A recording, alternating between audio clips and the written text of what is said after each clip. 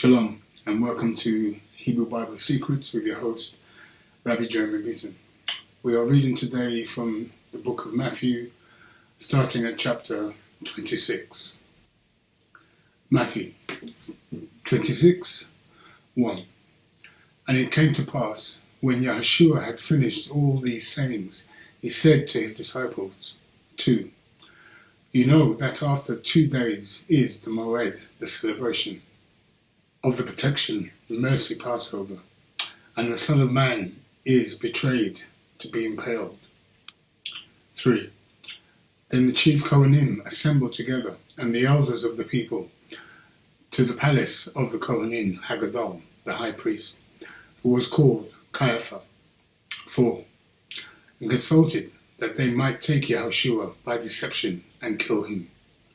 5. But they said, not on the Moed, the celebration day, lest there be uproar among the people. 6. Now when Yahushua was in Bethany, in the Beth house of Shimon, the jar merchant. 7.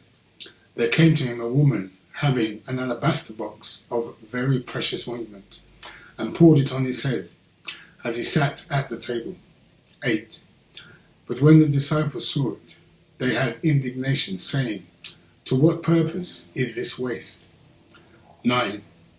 For this ointment might have been sold for much and given to the poor. 10.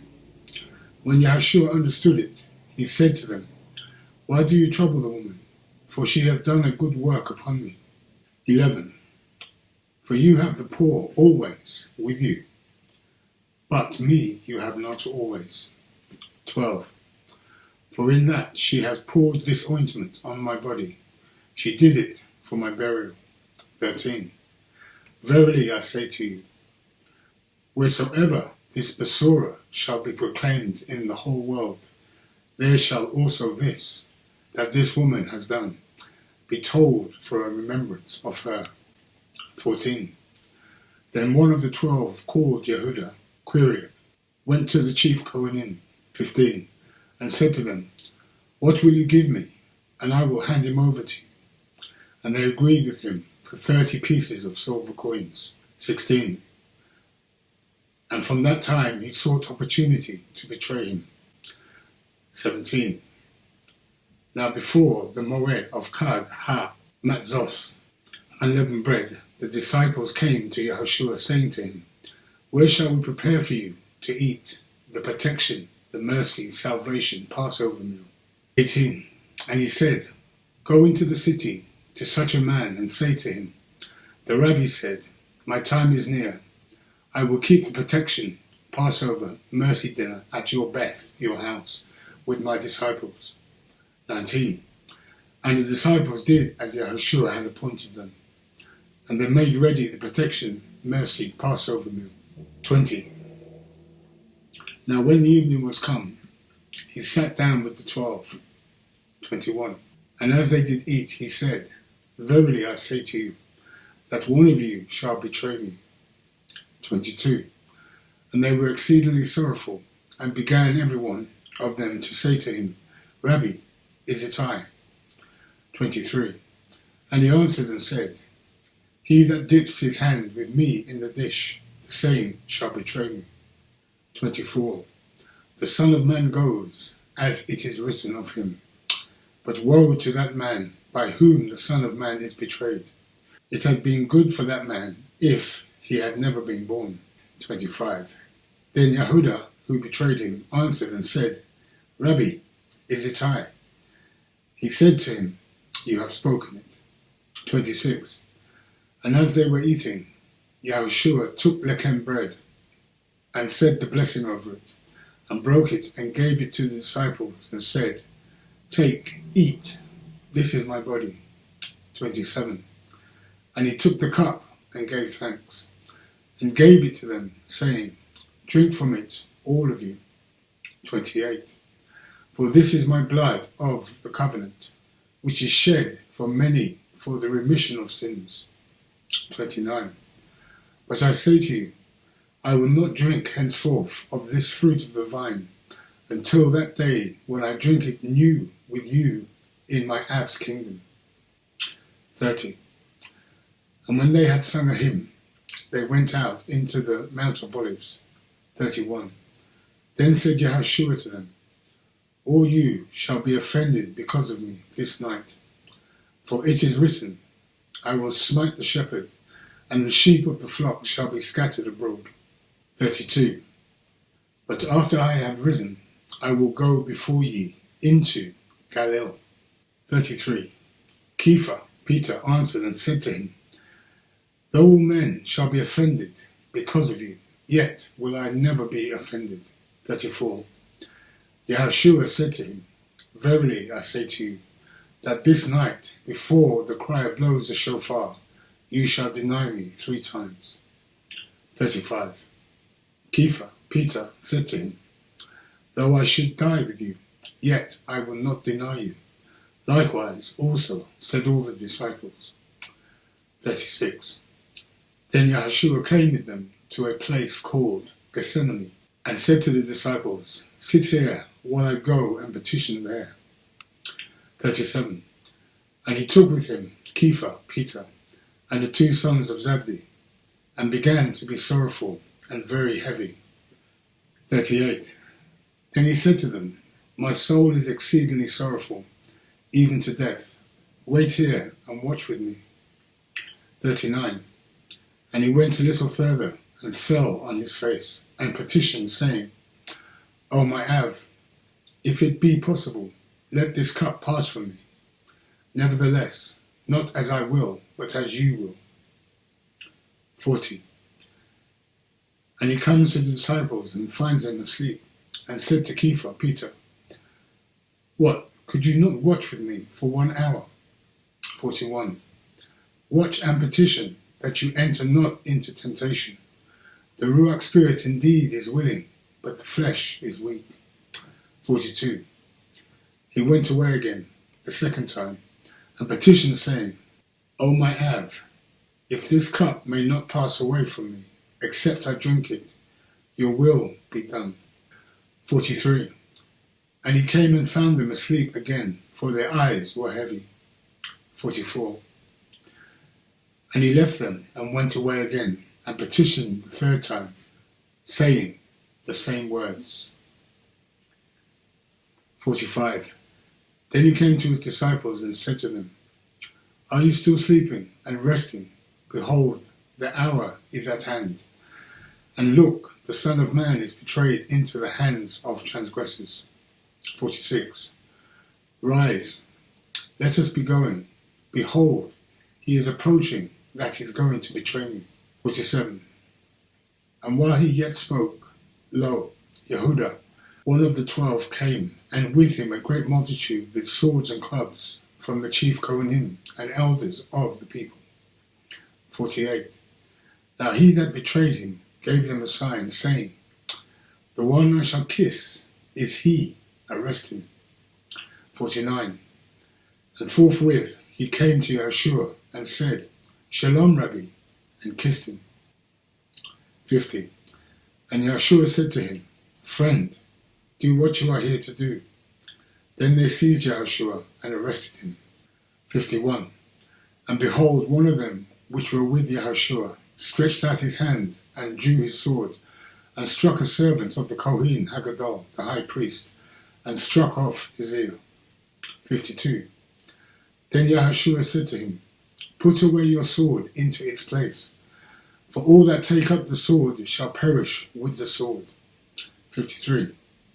Think not that I cannot petition to my Av, and he shall immediately give me more than 12 legions of Malachim. 54. But how then shall the scrolls be fulfilled, that thus it must be? 55. In that same hour said Yahushua to the multitudes, Are ye come out as against a thief, with swords and clubs to take me? I sat daily with ye, teaching in the Beth Hamikdash, the temple, and ye did not lay hold on me. 56. But all this was done, that the scrolls of the prophets might be fulfilled. Then all the disciples left him and fled. 57. And they that had laid hold on Yahushua led him away to Caiaphas, the Kohen Hagadol, the high priest, where the experts of the Torah and the elders were assembled. 58. But Kepha, Peter, followed him afar off to the Kohen Hagadol's high priest's palace, and went in and sat with the servants to see the end. 59.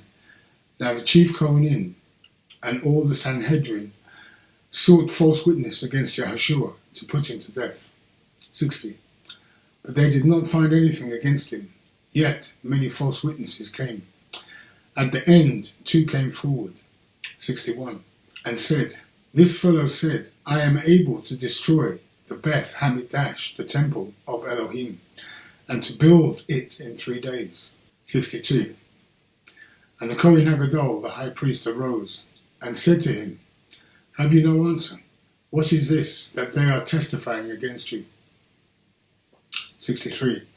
But Yahushua held his shalom, and the Kohen Hagadol, high priest, answered and said to him, I put you under oath by the living Elohim, that you tell us whether you be the Messiah, the son of Elohim. 64. Yahushua said to him, You have said it yourself. Nevertheless, I say to you, hereafter you shall see the Son of Man sitting on the right hand of power, and coming in the clouds of Shamayim, of heaven. 65. Then the Kohen Hagadol, the high priest, tore his clothes, saying, He has spoken blasphemy. What further need have we of witnesses? Behold, now you have heard his blasphemy. 66. What do you think? They answered and said, He is guilty of death. 67. Then did they spit in his face, and struck him with their fists, and others slapped him. 68. Saying, Prophesy to us, you, Messiah, who is he that struck you? 69. Now Kepha, Peter, sat outside the palace, and a damsel came to him, saying, You were also with Yahushua of Galilee. 70. But he denied before them all, saying, I know not what you are saying. 71. And when he was gone into the porch, another maid saw him, and said to them that were there, This fellow was also with Yahushua of Nazareth. 72. And again he denied with an oath, I do not know the man. 73. And after a while came to him they that stood by, and said to Kepha, Peter, Surely you also are one of them, for your accent gives you away. 74. Then he began to curse and to swear, saying, I do not know this man. And immediately the crier blew the shofar. 75. And Kepha, Peter, remembered the word of Yahushua, which said to him, Before the crier blows the shofar, you shall deny me thrice. And he went out and wept bitterly. So that now brings us to the end of chapter 26. So we shall go back and have a look at some of the footnotes in chapter 26. So the first footnote we have is in verse 2. You know that after 2 days is the Moed, the celebration of the protection, the mercy Passover. So let's have a look at this. Mercy Passover. So we have here, see the footnote, Hidden Truths, Hebrew Exposed, the Tanakh, Exodus 12, 23, 27. Okay, let's have a look at Exodus.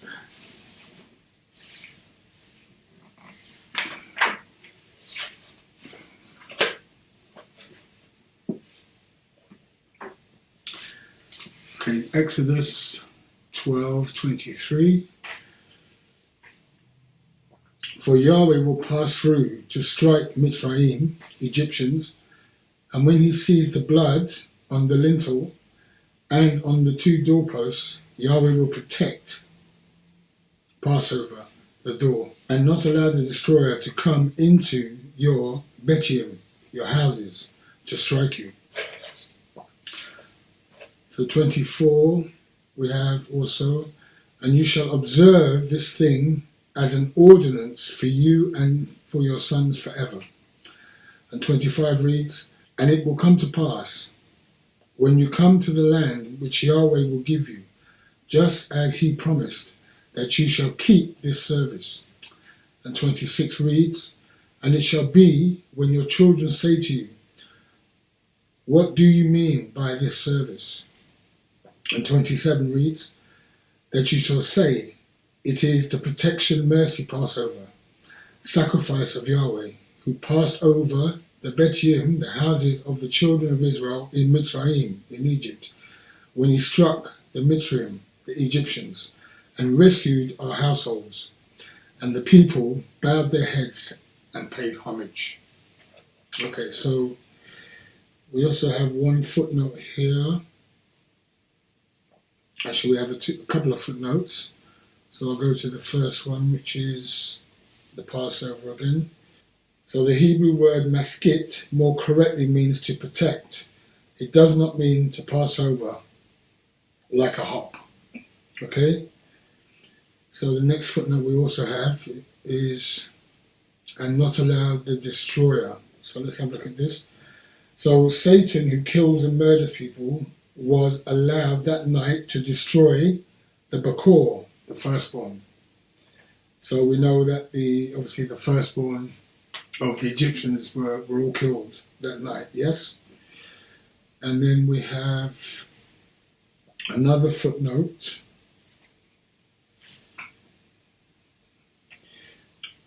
which is in verse 27, that you shall say it is the protection mercy Passover. So we have a footnote here. So here the word Pesach more accurately means mercy and to save in the ancient derived Hebrew. Okay? So that is Exodus 12, 23 to 27. Okay, so let's go to the next footnote. Next footnote, which is in verse 6. Now when Yahshua was in Bethany, in the Beth house of Shimon, the jar merchant. So let's have a look at we have a footnote for jar merchant.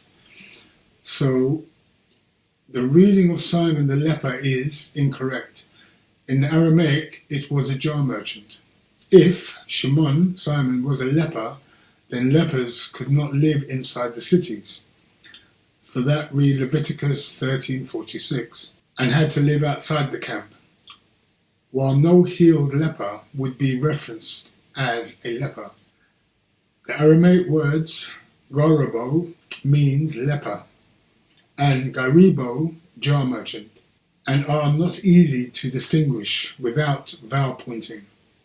We can conclude from the text that the woman pours oil from a jar. It should be apparent that Simon was a jar merchant. If Simon was a leper, then Yahushua or that woman, for that matter, would never enter his home because he would make them both ritually unclean. Okay, so it was in fact a jar merchant, okay, and not a leper. Okay, let's go to the next footnote, which we have in verse 11. For you have the poor always with you. So let's have a look at this. So Christians thought they were going to eradicate poverty, but Yahushua was right and Christians were wrong. Helping the poor is a Torah work and should not be avoided, with the understanding that we will not be removing it, but Yahweh will do it himself at the end. Okay, so Yahweh will obviously remove poverty at the end, but still we should give to the poor and help the needy. Okay, so let's go to the next footnote, which is in verse 12. For in that she has poured this ointment on my body, she did it for my burial. So let's have a look at this word burial. So we have here, this was likely to be made of myrrh. Okay, so let's go to the next footnote after that. We have in verse 15, and said to them, what will you give me? And I will hand him over to you. And they agreed with him for 30 pieces of silver coins. Okay, let's have a look at this. 30 silver pieces of silver coins. So we have the prophecy fulfillment of Zechariah 11 and 12. This was no ordinary silver, but from King Solomon's time, from the wood where the silver was attached, was used to cut the first temple stones. People had attached silver coins on that as a memorial. This is what the temple priests gave Yehuda. Okay, so we also have Zechariah 11 and 12. So Zechariah 11:12. And I said to them, if you think well, give me my price, and if not, forbear. For they weighed for my price 30 pieces of silver. Okay? So we also have a footnote for pieces of silver. 11 and 12. And I said to them, if you think well, give me my price, and if not, forbear. So they weighed for the Aleph and the Tav for my price 30 pieces of silver. Okay, so we have a footnote for the Aleph and the Tav. So this verse contains the Aleph Tav pointing to Yahushua, who is the Tav, the fulfillment of the covenant, and Master Yahweh upon the earth. Okay? And then we have another footnote for my price 30 pieces of silver. So we have here the application can be to Jesus of Nazareth. Okay, so the next footnote we have is in verse 17. Now before the Moed, okay, so now before, so we have a footnote for before. So the Greek word here, protos, in context means before, not first, as many translations have done. Okay, so protos means before. That's the Greek word, yeah? Protos, in context, means before, and not first. Okay, so the next footnote we have, the Moed of Karg, Ha Matzoth. Okay, so we have a footnote there for Matzoth. The Karg, the celebration of unleavened bread. Okay, so I think that's pretty clear. So the next footnote we have after that, which reads protection, mercy, salvation, Passover meal. Okay, let's have a look at that quickly. So Yahshua was hung on the tree before the feast, celebration of unleavened bread began. So Yahshua was hung on the tree before the feast, the celebration of unleavened bread began, which means he was impaled according to the Torah timeline on the 14th of Nisan and not on the 15th of Nisan, when we have the start of the actual feast, celebration of unleavened bread. All the historical evidence we have confirms this view, both in the Talmud and according to Josephus. Look at the Hidden Truths Tanakh, the Old Testament, for the footnotes in Exodus 12:23 to 27. Okay, so I have read that already. So let's go to the next footnote, which is in verse 20. Now when the evening was come, he sat down with the 12. Okay, let's have a look at this 12. So, as per Torah, he kept the Passover or practiced it as per rabbis do with his 12 disciples. Okay, so here you can see how sure Jesus was keeping the Passover. Yeah? So he didn't do away with the covenants. He was keeping the Passover. Okay, so let's go to the next footnote. So, which is in verse 28. For this is my blood of the covenant, which is shed for many for the remission of sins. So let's have a look at this, the remission of sins. The blood here, as per the narrative of Exodus 12 story, where it will protect, save all those who are obedient to the voice of Master Yahushua. while those who did not believe, the majority, perished in the preceding wars. So, this is the call. The call has gone out. Return back to the commandments, back to the Torah. Keep the commandments, and you will have rescue. You will be saved. But many are unfortunately going to perish because they did not believe. Okay? So that is the state of the situation today. Many do not want to return back to the commandments or keep the commandments. So let's go to the next footnote, which you have in verse 30. And when they had sung a hymn, let's have a look at this, sung a hymn. So, Hallel Tefillin, Psalm 113 to 118, which was sung by the Hebrew people during the Passover meal. Tefillin, Psalm 113 and 114, was sung just before the second cup, and 15 to 18 was sung at the end of the meal, after the fourth cup, or Hillel cup.